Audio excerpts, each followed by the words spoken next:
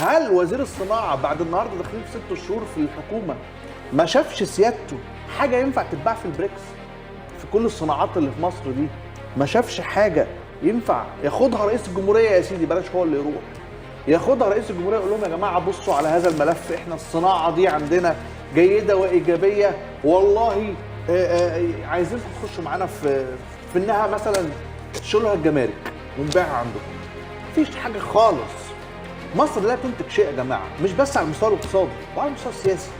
هو مهم بس ان احنا نوضح للجمهور امرين اساسيين. الامر الاولاني ان دخولنا البريكس ده مش هيأثر تأثير كبير جدا على الاسعار عندنا في مصر او على وضع الجنيه او وضع الدولار. يعني ممكن النظام السياسي يقول دعايه ايجابيه كتير كانه احنا رايحين نفتتح علاقه مع روسيا تشاركيه ضخمه هناخد منها بترول وغاز ببلاش، الكلام ده كله مش هيحصل. الامر الثاني انه في الحقيقه الرئيس بوتين مصمم يعمل هذا البريكس ميتنج او جاذرينج او سامت، يعني هذه القمه عنده علشان يدي انطباع داخلي وانطباع خارجي ان هو مش مقطوع من العالم. دي واحده من المشاكل الرئيسيه للرئيس فلاديمير بوتين، انه بسبب غزو روسيا لاوكرانيا قادت العالم كله تقريبا الغربي لا احد يتواصل معاه، لا بيحضروا له ولا بيحضروه ولا بيجي اجتماعات ولا في لقاءات ولا في اي شكل من اشكال العلاقات الدبلوماسيه. فمتمسك رئيس بوتين بنظام البريكس ده مش علشان الاوضاع الاقتصاديه فقط، وانما علشان دي نافذه لاستمرار وجود نفوذ روسي ما في منطقه من مناطق العلاقات الاقتصاديه في العالم. لكن هل البريكس ده قادر على تحويل الوضع الاقتصادي رغم انه معاه اسماء ضخمه جدا؟ بنتكلم على الصين، بنتكلم على البرازيل، بنتكلم على الهند، بنتكلم على روسيا، هل بنتكلم على المملكه العربيه السعوديه، بنتكلم على الامارات العربيه المتحده، بنتكلم على مصر، بنتكلم على جنوب افريقيا، لكن هل الدول دي قادرة على وضع نظام اقتصادي عالمي جديد؟ الإجابة لا. يتمنوا؟ يقدروا؟ لا. من ضمن الحاجات مثلا اللي كانت بتتقال العام الماضي انه البريكس ده هيخلي كل دول اعضائه يتعاملوا تعامل تجاري بعيدا عن استخدام الدولار الامريكي. حاولوا ولم ينجحوا. يعني فكرة انه هو خلق قطب اخر غير القطب الامريكي مش قادرين يعملوه. مش قادرين يعملوه لاننا باختصار شديد جدا في عالم الولايات المتحدة الامريكية والدولار الامريكي بيلعبوا دور اساسي كبير. والعلاقات البينية ما بين الولايات المتحدة الامريكية وكل دولة من الدول دي بعيدا عن روسيا هي علاقات ناجحة وايجابية. الا الصين العلاقات بينهم علاقات فيها درجة من درجات التحدي لكن ما فيهاش درجة من درجات العداء. وطول الوقت في وتر ممدود ما بين الصين والامريكان، لما الامريكان يشدوه الصينيين يرخوا هذا الوتر، ولما الصينيين يشدوا الوتر الامريكان يرخوه. هذا الوتر لن ينقطع. والبعض اللي بيقعد يقول للناس ده احنا عالم جديد والروس هيخشوا على الصينيين وهيبقى فيه قوة جديدة، هذا لم يحدث ولن يحدث. مش عشان انا عايز كده او عشان انت رأي حضرتك يعني عايز كده او انه في قيادات في المجتمع او قيادات في الدولة او قيادات في العالم عايزة كده، لا، عشان الواقع العالمي ما ينفعش فيه ان الصين والروس يخشوا في توحد سياسي او اقتصادي او عسكري. وباختصار لانه ده ضد مصلحه الاثنين يخافوا من بعض زي ما يخافوا من الامريكان بالظبط. استاذ احمد، وزاره الخارجيه المصريه علقت النهارده وزير خارجيتنا قال نعول على تجمع البريكس ليكون صوتا مسموعا للجنوب والدول الناميه، طبعا في مواجهه للدول الغربيه. نعم. قديمه قوي فكره ان احنا عايزين صوت يسمعنا واحنا الدول الناميه واحنا دول عدم الانحياز وعايزين يبقى معانا حد غير الغربيين الوحشين اللي معاهم صندوق النقد الوحش. اللي مش عايز يدينا فلوس، واللي عايز يدينا فلوس ومش عايز يدينا فلوس الا لما نتحاسب ونعمل نظام داخلي كويس، فاحنا ما بيديناش الفلوس واحنا مش قادرين نعمل نظام داخلي كويس. صحيح. فيعني هل السؤال اللي هنا لازم نقوله للناس برضو ندور على اجابه مع بعض فيه للناس، هل احنا هيجي لنا من هذا البريكزيت فلوس؟ بس احمد، هو يعني لو احنا شفنا المشهد على طبيعته وحقيقته لازم نسال نفسنا هو احنا داخلين على ايه؟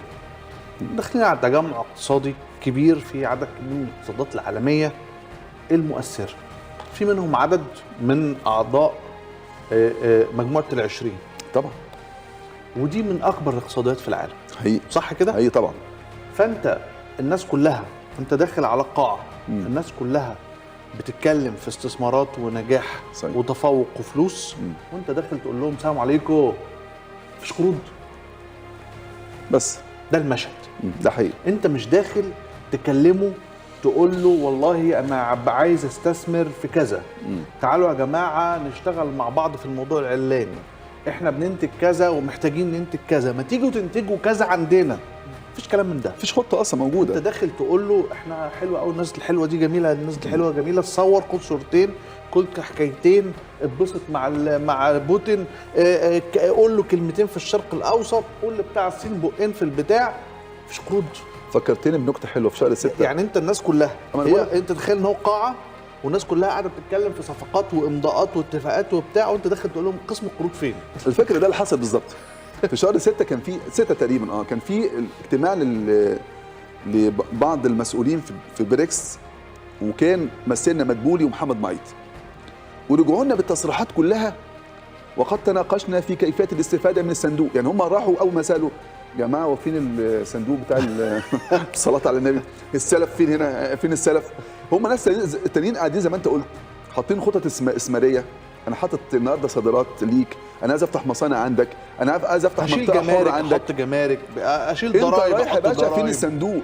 لان انت اصلا ما عندكش غير ان انت تستلف. ما ده يفهمنا الاقتصاد على فكره. صحيح. ويبدو ان احنا ما عندناش ما نقدمه. يعني انا كنت هقول لك على حاجه، هو في مع احترامي الشديد جدا للسيد رئيس الوزراء، يعني رئيس الجمهوريه لما يروح غير لما يروح رئيس الجمهوريه ومعاه رئيس الوزراء، غير لما يروح رئيس الجمهوريه ومعاه رئيس الوزراء ووفد اقتصادي ووفد اقتصادي. صحيح. غير لما يروح رئيس الجمهوريه مع رئيس الوزراء ووفد اقتصادي منه وزير الصناعه مثلا، ان هو نائب رئيس الجمهوريه وصديق الراجل، او تبقى رحله يعني نائب رئيس وزراء. نائب رئيس ترقيته قوي. ده اذا مبسوط جدا دلوقتي. نائب رئيس مجلس وزراء ووزير صناعه ووزير نقل. طيب يعني على الاقل يخش وزير الصناعه اللي اول ما فتح كلامه قال انا هفتح 13,000 مصنع، يخش يقول للعالم في هذا التجمع الاقتصادي اللي هو سوق. صحيح. يعني عندنا حاجه يا جماعه نبيعها. هل وزير الصناعه بعد النهارده داخلين في 6 شهور في الحكومه ما شافش سيادته حاجه ينفع تتباع في البريكس؟ في كل الصناعات اللي في مصر دي ما شافش حاجه ينفع ياخدها رئيس الجمهوريه؟ يا سيدي بلاش هو اللي يروح، ياخدها رئيس الجمهوريه يقول لهم يا جماعه بصوا على هذا الملف، احنا الصناعه دي عندنا جيده وايجابيه، والله عايزينكم تخشوا معانا في انها مثلا تشيلوها الجمارك ونبيعها عندكم. مفيش حاجه خالص. مصر لا تنتج شيء يا جماعه، مش بس على المستوى الاقتصادي وعلى المستوى السياسي. ولو انت رايح التجمع ده ودي العقليه ودي الدماغ، ما حدش هيتعامل معاك بجديه كبيره برضه. هيدوك فلوس لانك مصر، مش لانك السيسي. فرق شاسع ما بين الاثنين. يعني هيحصل على الفتاح السيسي على فلوس من البريكس، هيحصل على الفتاح السيسي على فلوس من صندوق النقد، هيحصل على الفتاح السيسي على فلوس من الاتحاد الاوروبي، هيحصل. لكن مش اللي هو عايزه، ومش عشان هو عبد الفتاح السيسي، عشان هو ممثل رسمي لحاجه اسمها جمهوريه مصر العربيه فيها 100 مليون بني ادم، خبطتهم على الارض تاثر في الدنيا كلها. ما بكلمكمش كلام من نوع احنا شعب عظيم وقوي ومستحيل كسر دماغنا، لا، انا بكلمكم كلام ان احنا يحسب حساب حجمنا وموقعنا وتاريخنا. اللي بتقدمه دولتنا سياسيا واقتصاديا مش متناسب مع هذه الصورة الكبيرة المهمة. دي واحدة من مشاكلنا الرئيسية، ودي واحدة من الحاجات اللي تخلي هذا النظام مش قادر ينجح لا ببريكس ولا بغيره. في النهاية محمد بن سلمان يعني عنده خطته وعنده مشروعه السياسي. الواشنطن بوست في الحقيقة بتقول الكلام اللي أنا كنت بقوله من شوية. الواشنطن بوست النهاردة بتتكلم بوضوح شديد عن البريكس، وبتقول يعني إنه هو هيحاول يعرض مشروعات ذات طبيعة سياسية على الأعضاء. طبعا هنا الكلام على بوتين والتركيز كله على بوتين، وبيقولوا برضو الفكرة اللي أنا كنت لسه بقولها من شوية، اللي هي فكرة إن الراجل بيحاول بقدر الإمكان أن يخرج من هذه العزلة العالمية اللي وجوده السياسي وحركته العسكرية في المنطقة ووجوده كتهديد كبير لمنطقة نزاع عالمي كبيرة جدا، عاملة مشكلة مش بس عند الأوروبيين، ده النهاردة عامل مشكلة عند كوريا الجنوبية.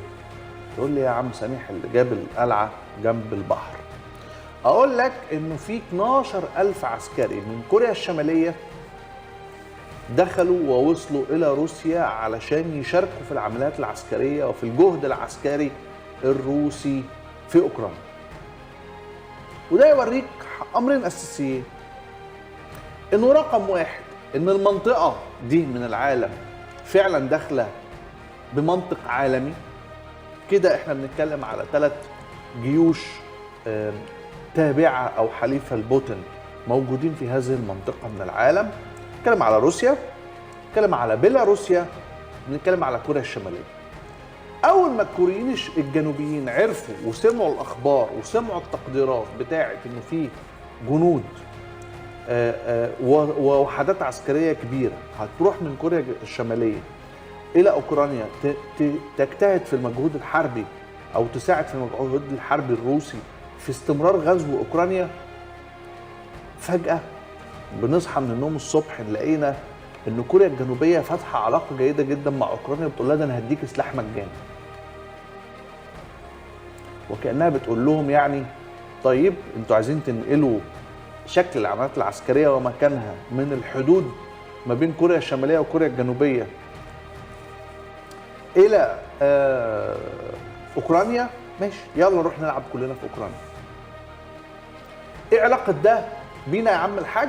علاقة ده بينا يا عم الحاج إن إحنا مستعدين نروح نشتغل ونحط إيدينا في إيد أي حد، خصوصا التالين القتلة وغزاة الأمم بلا استثناء. طبعا يعني خليني اقول لكم على خبر انا اعتقد انه خبر كويس. عارفين نادي الرمايه اللي قدام الاهرامات؟ نادي الرمايه ده نادي لطيف تابع للقوات المسلحه، وكان فتره بيعمل خدمات تعليم الرمايه للاطفال والشباب، طبعا مش بالبنادق الكبيره يعني بنادق الرش وكده. وكنت انا يعني ايه اسعد بان انا بروح وانا صغير يعني، كان ما تعرفش ابويا عنده واسطه ولا ايه، يعني كنا بنروح نلعب رمايه في نادي الرمايه. وبعد شويه بطلوا الحكايه دي او الواسطه مشيت، حاجه بالمعنى ده. لكن هذا المكان كان طبعا زمان الهرم ده منطقه هو اصلا، وانت بتروح يعني ما كانش في حاجه اسمها 6 اكتوبر. فهذا المكان يبدو انه في شركه يابانيه، مجموعه انشاءات يابانيه حاطه عينها عليه وعايزه تعمل منطقه ترفيه عالمي في هذه المنطقه. ده كلام جميل جدا جدا جدا، وانا رايي انه دي حاجه ايجابيه لاسباب كتير. اولا هي المنطقه دي فيها جذب ثقافي، لكن بس كده مفيش اكتر من كده. يعني اللي بيروح يخش الاهرامات بيروح للقيمه الثقافيه، وجنبها المتحف المصري الكبير، والسلام عليكم ورحمه الله وبركاته. اذا هل هي رحله لوحدها؟ الاجابه لا.